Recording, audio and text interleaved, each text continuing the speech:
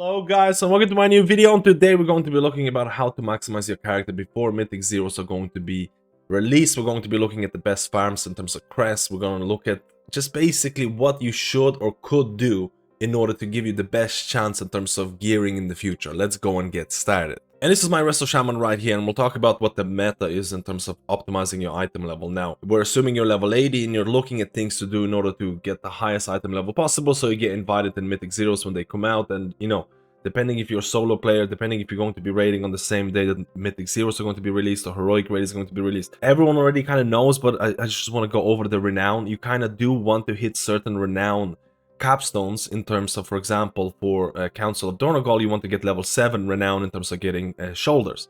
In terms of level 8 for Assembly of the Deeps, you want to hit level 8 to get helm. For Hallowfall, you want to get level 7 to get a chest.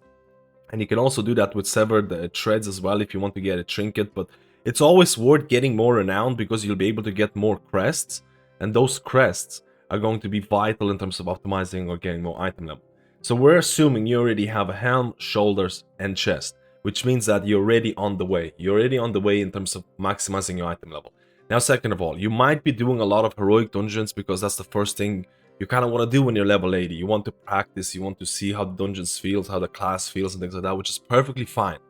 But a lot of the heroic gear is not going to be the most optimal way of getting your items. So just to showcase it in terms of heroic gear, again, we can go to the person who does the upgrades. It's right here in the city. You can see, we'll talk about Addons WeakAuras and all those things. I'll have them linked in the description. Make sure to check out the description for, again, WeakAuras and things like that are going to help out. But just as an example, so for example, I got a heroic neck and I can upgrade it, let's say for example 590.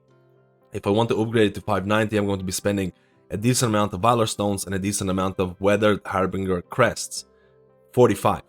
So instead of doing this, instead of manually, I want to call it manually upgrading heroic gear, you can save Crests and you can save Valor Stones by going to this area right here at the bottom here, somewhere along those lines, and this person here, you can go and buy yourself, I don't know if you can see it, you can buy yourself this.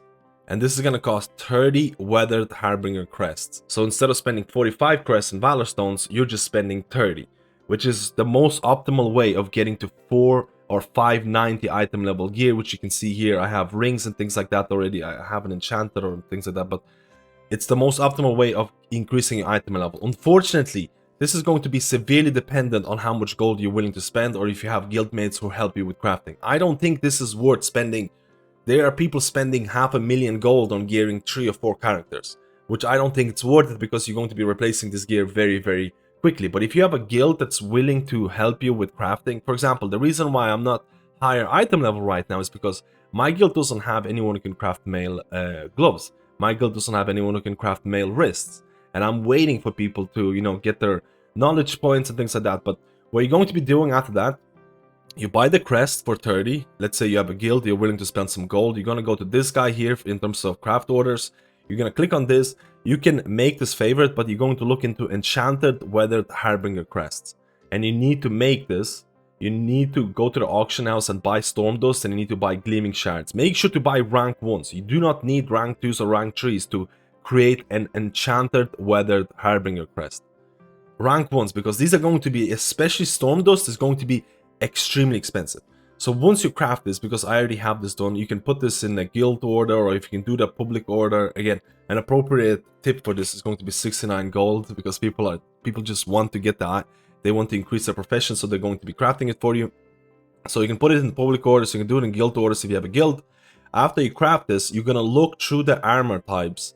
For example, for me, mail, I'm gonna look at mail, I'm gonna look at wrists, I'm going to search for it, and then look for anything that has 590 as the max item level here. And you can see here, trackers, cuffs. I'm going to click on this, and I already have the mats for this, as you can see. But in terms of optimizing this, you want to click into Enchanted Weathered Harbinger Crest. You want to provide, you don't need to do anything here. And you need to buy yourself a missive. Rank 2 missive should be enough, because rank 3 missives are extremely expensive, and I would not spend the amount of gold that, like, again, I don't want you, I want to kind of iterate this point. Don't spend an insane amount of gold unless you're just willing to do that, because I don't think it's worth it. Now I have rank trees here. You don't have to do it depending on the professions, depending on who you get to craft it. Again, you have to remember, there is this whole thing in terms of concentration, in terms of how professions work. And because of concentration, it can be a little bit awkward in terms of maybe your guilties are not going to be able to craft this. Maybe you're going to have to get someone else to craft this. And I think the average for tip is right now around 10,000 gold to get an item crafted, which I think is quite expensive. And I'm willing to wait for guilties to help me out. So once you pick out another big tip in terms of working or maneuvering auction house, because the auction house is an absolute shambles right now. I have this wrists. I'm searching for the wrists here. I have the tracker scuffs. And I want to click on track recipe. You can see it right here, it's being tracked. And let's say I put on all my missives, and make sure that when you have all the mats, you put rank 5, and then you can see here 590 crit versatility, which is great for Resto Shaman.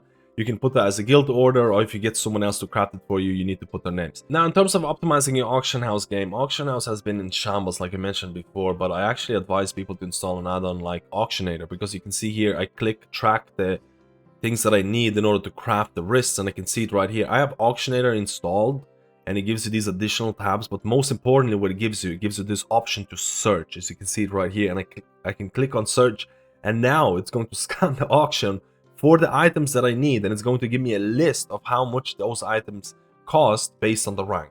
So we talked about the different ranks of, you can see here, again, it really depends on the guy who's going to craft the wrist for you, how much concentration they have, how much, again, if you can get rank trees, it's definitely recommended, but if it's too expensive, I definitely don't advise you to do it, especially with missives. Rank 3 missives are not needed for the amount of gold you need. So for example, right here, I need Gloom. I can buy, for example, rank 2 Gloom, maybe rank 3, depending on the person who's crafting it for me. Again, ask the person who you're crafting. Ask the person, are they capable of giving you a rank 5 wrists? They're going to give you 590 item level. So that's something important to do. Or, again, if you're getting someone else to do it for a tip, ask them which materials you need to buy. Again, I definitely stress this. If the materials are too expensive, it's not worth getting. So for example, we talked about missives. So let's say I'm looking for the people who are not sure, because this is I'm going to try and cover as much as possible. So you can see missives here, they're costing 7,000 gold for rank 3, which is actually not the end of the world, because initially it was costing 20,000 gold, which is just kind of wild. But if you can get rank 2 for way cheaper, just ask the profession guy. Again, add-on like Auctionator is an absolute lifesaver right now, because it really helps out. So what is the meta in terms of item levels? You definitely want to have the renowned pieces in terms of the helm, shoulders, and chest. And you have to remember, they do cost resonant crystals. You can go to the currency tab, resonance crystals, and you can see here, it's warband transferable. So you can actually click on them and you can click transfer. Just remember, you're capable of doing that if you have multiple other alts who have this currency, and you can transfer it around, because you have to, or you want to buy these pieces. These pieces are relatively expensive in terms of resonance crystals, but you can farm resonance crystals in sky riding or dragon riding. That's actually a pretty decent way of doing it. Outside of that, you want to craft as many 590 item level pieces, and you're going to be able to do that a lot, because there's a lot of crests out there. There's also another week, and there's another week of farming, and you're going to be able to fill up. Again, you're going to be able to craft a lot of pieces depending on how much gold you're spending, depending on how many other guild mates are helping you out. And in terms of heroic dungeons, I think heroic dungeons are not really all that amazing in terms of optimal farm. Again, I like doing heroic dungeons because it's fun, but kind of farming for trinkets is definitely worth it. And these two trinkets right now are pretty good. Again, we're talking about from a healer perspective, but this trinket is actually really good for most of the classes out there, and you're going to be able to get this. Again, if you go to the War Within, you're going to be able to get this from the City of Echo's first boss. This is pretty much great for most characters out there. Now, in terms of my second trinket, Empowered Crystal, this drops from Dawnbreaker. So if you go to Dawnbreaker and the second boss, this is where it drops, and it's great. Again, it's really going to depend on which healer or which character you're playing, but farming trinkets is going to be worth it. Now, I made a mistake here, because I upgraded my trinkets past 580, which means I used crests already. I think if you're being a little bit more safe, you might not upgrade your trinkets past 580, because you're paying crests for that, and you wait for Mythic 0 and see if those are going to drop some trinkets for you, and then upgrade those trinkets for Mythic 0 instead. I made a mistake about this, but it's honestly not the end of the world, and people just put in far too much effort into optimizing stuff. Again, this video is about optimizing, but I'm not telling you have to do this because it can be so gold intensive. If you want to optimize your trinkets or gearing, questionably Epic Live is going to be amazing. I'm sure a lot of people are fully aware of this. Keep in mind, a lot of things are still being changed. So for example, I created my characters here. I have my Restoration Shaman. I can click into Trinkets, and you can see a list of trinkets that are good for me. I don't want raid because raid is not available right now. And at the top here, you can kind of consider, do I want the best trinkets for dungeon or do I want the best trinkets for raid? So let's say for dungeon, and you can see here Gale of Shadows. This is not available right now. This is from Grim Battle. Again, we talked about the Arakara Sack Brood. This is the trinket you kind of want to go and get. Unbound Changeling, this is from Mist Athena's site. This is not available. And then Empowering Crystal, this is available from Dawnbreaker second boss specifically. This trinket is also available. It's from Stone Vault. If you kind of doing Stone Vault and this drops, you might be like, hey, this is pretty decent. And then if you want, you can look at raid trinkets, and it's kind of similar. These two trinkets right now that are available for you to farm, they're looking to be pretty good. So if you're looking to do heroic dungeons because you want to farm crests, you want to farm Valor Stone and things like that, you might specifically look at dungeons like City of Echoes and something like Dawnbreaker, because they also drop you some really nice trinkets that might last a decent time depending on your look. And let's talk about some of the best farms in terms of, you might ask yourself, hey, how do I farm crests? How do I farm Valor Stone? How do I make a little bit gold? Or for example, maybe you're queuing for heroic dungeons because you want to get those trinkets. What do I do in between that time, especially if you're a DPS character? If you go to the Ringing Deeps, and again, this can be done in other places, but if you go to Ringing Deeps, you can pick up this quest here. And we'll talk about some of the farm that I do while waiting for the queue. You can pick up a quest here, rolling down in the deeps, and this quest here will require you to collect 10 odd globs of wax. So this is what it's called, the wax farm, and I want to call it the blue orb farm. And this form of orb farming is actually really efficient, because on average I was getting 1 to 2 crests per orb, sometimes even more if I was relatively lucky. The more people know about this, the harder it's going to be, and it's very important to remember. In the video here, I'm farming orbs in Ringing Deeps. The location of orbs seems to change every single day. So right now you can see me here, and I'm in Howlfall, and you can see the orbs available right here. You can see the amount of orbs that are here. It is absolutely okay. Someone's farming them right now because they know about this. You can get so much of crests, or in terms of farming crests on your alts, on your mains, or whatever. This is far better than doing something like heroic dungeons if you're looking at just specifically crest farming. It is more boring, but if you're looking to cap out crests on your alts, on your multiple alts, this is an insane way of doing it. As I mentioned before, if the blue orbs are available in Ringing Deeps, you can do that wax farm in terms of picking up the purple stuff on the ground. You might have to beat a mob, you're going to get Valor Stones, and you might get certain other items that you can sell on auction house for a decent amount of profit. So this is what I do when I'm queuing for heroic dungeons in terms of farming my trinkets.